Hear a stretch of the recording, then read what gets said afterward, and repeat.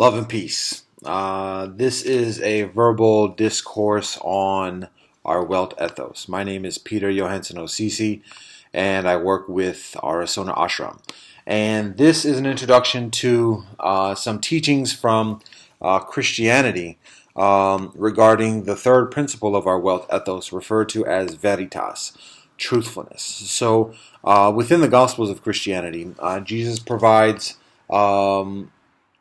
an example um, of truth conveyed through his ministry, his preaching, and this truth involves encouragement and upliftment and benevolent news of the sovereignty of God, of heaven.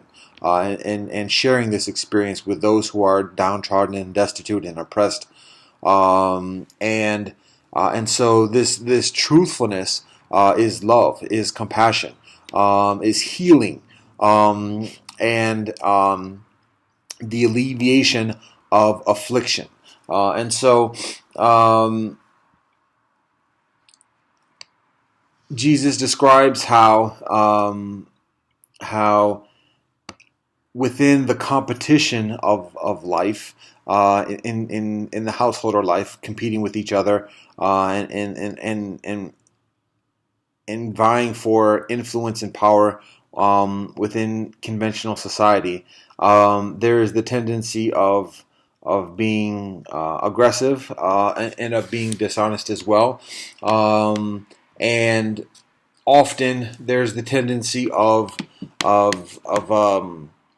trying to strategize and plan how we engage with others, how we even in just in regular negotiation, what arguments we plan to share for the purpose of gaining influence and advantage in our interaction. And so a considerable amount of thought and planning can go into these strategies of how to just communicate, and how to kind of manipulate and twist people's perception of truth, our own perception of truth, as a way of getting advantage amongst others, in this competition, in this vying for power and influence within convention.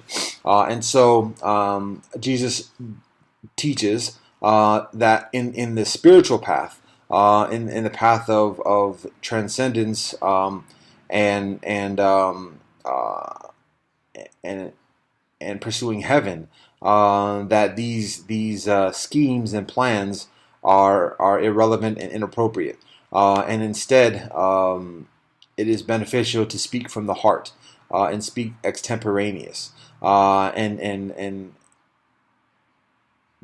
there is truth in that, and it's unnecessary to plan ahead, because when we cultivate truth within our actions, when we cultivate love and compassion within our actions, and righteousness within our actions, we have the ability to speak extemporaneously, and that to be effective. And so there's the passage within the Gospel of Mark, 13, chapter 13, verse 11, where this is conveyed.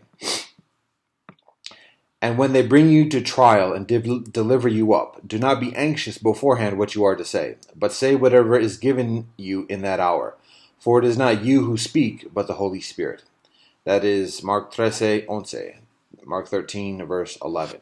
So in that particular context, there is addressing of the anticipation of persecution for challenging authority, and speaking a righteous doctrine, a prophetic voice, and how, again, without being without the concern of how to negotiate such persecution, and how to answer and respond, and argue with the accusations of such, and instead, from that experience of righteousness and love and compassion, being able to speak extemporaneously, effectively. So there's an additional passage within the Gospels,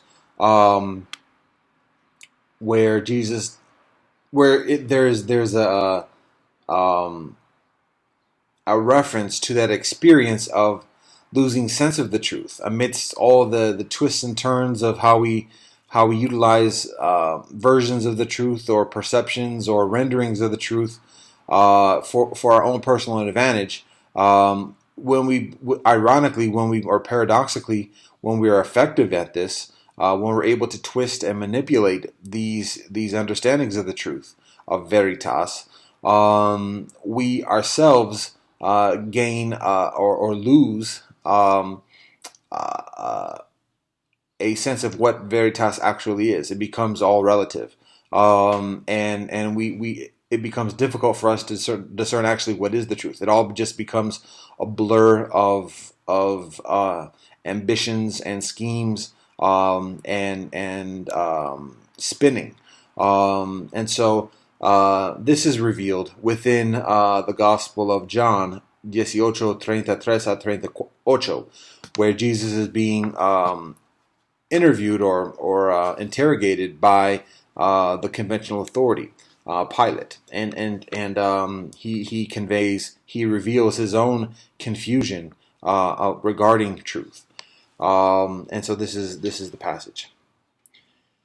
Pilate entered the praetorium again and called Jesus and said to him, "Are you the king of the Jews?" Jesus answered, "Do you say this of your own accord, or did others say it to you about me?" Pilate answered, "Am I a Jew? Your own nation and the chief priests have handed you over to me. What have you done?" Jesus answered, "My kingdom is not of this world. If my kingship were of this world, my servants would fight, that I might not be handed over to the Jews. But my kingship is not from the world." Pilate said to him, "So you are a king?" Jesus answered, "You say that I am a king. For this I was born, and for this I have come into the world, to bear witness to the truth. Everyone who is of the truth hears my voice."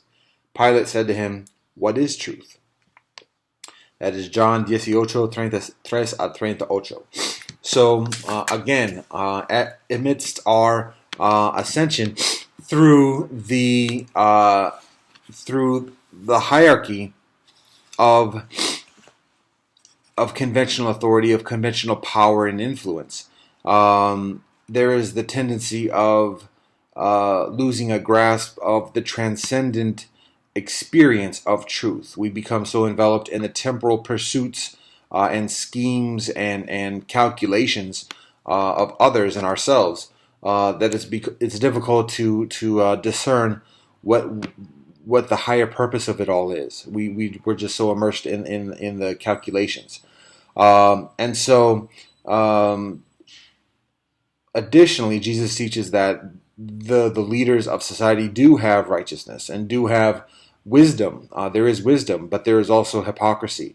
And so in order to overcome that hypocrisy and that contradiction, it's a matter of individuals being honest with oneself and one's behavior, and cultivating a righteousness and an honesty that excels that of the leaders.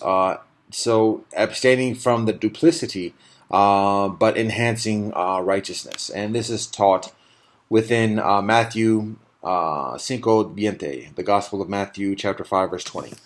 "For I tell you, unless your righteousness exceeds that of the scribes and Pharisees, you will never enter the sovereignty of heaven." That is Gospel of Matthew 5:20, chapter 5, verse 20. So again, it is a matter of recognizing that even amidst the duplicity that is held by oppressors, there is also a certain legitimacy and validity. And so to overcome the oppression, it's a matter of cultivating veritas within our communication, within our thoughts, and within our actions, such that our veritas exceeds that of the oppressors, and our own propensities for oppression. So truth is love, and truth exists within our actions, words, and thoughts. And so these are some of the teachings within Christianity regarding the third principle of our Welt, Ethos, referred to as Veritas. Amore Pax.